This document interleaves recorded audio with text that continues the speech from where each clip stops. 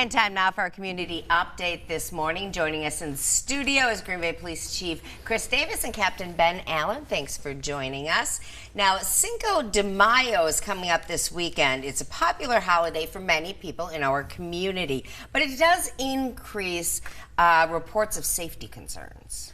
Yeah, we've noticed over the last few years as the event has become more popular, which is a good thing. The downside has been that we're seeing increased issues with traffic issues, impaired driving, public alcohol use, and some dangerous driving behavior. So we'll have extra officers out to make sure we don't have as many of those problems. That's what I was going to say. What's the department plan? Just extra officers like you do on other holidays. It's just like a lot of other holidays that people go out. Sure, it's gotten to the point, like I said, in the last few years that, like some other holidays like St. Patrick's Day or New Year's, we've learned that we just need to have some extra presence to keep everybody safe.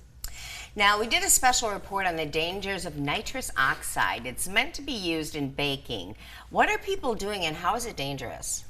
So without going into too much detail and giving people ideas, but people will inhale it and use it as a recreational drug. It does have legitimate uses in some commercial uses and automotive uses, but what we're trying to do is raise awareness of the dangers, especially for kids, of using this as a recreational drug. Now, there's no law against selling it at smoke shops, and it is being sold at smoke shops. The city is considering ordinance to ban it there. What do you think about that? I think that it is a really good public policy discussion for us to have, because anything that we can do to keep this out of the hands of people who will misuse it, and with sometimes lethal consequences, we probably should look at doing. Do you think that'll help? I think that with the right, with the right public policy and public education, yeah, I think we can address this problem. Now, the 225 NFL draft is, of course, we've all heard, coming to Green Bay in less than a year, and I'm sure the department is already preparing? We are, and in fact, Captain Allen here is leading the planning effort for our department. Captain Allen, you went with other city leaders to Detroit for this year's draft. Why? A lot of it was just to get an idea of what's coming for us. One of the big pieces was working with Detroit PD and talking through their planning cycles and what they did to prepare their city for their draft. What was your experience like?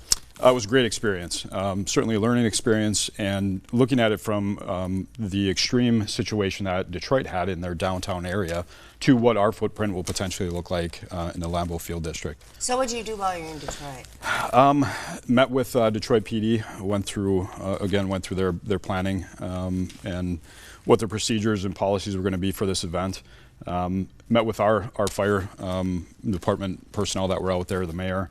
Did a walkthrough of the event space, and that was very helpful to see prior to all the fans getting in there.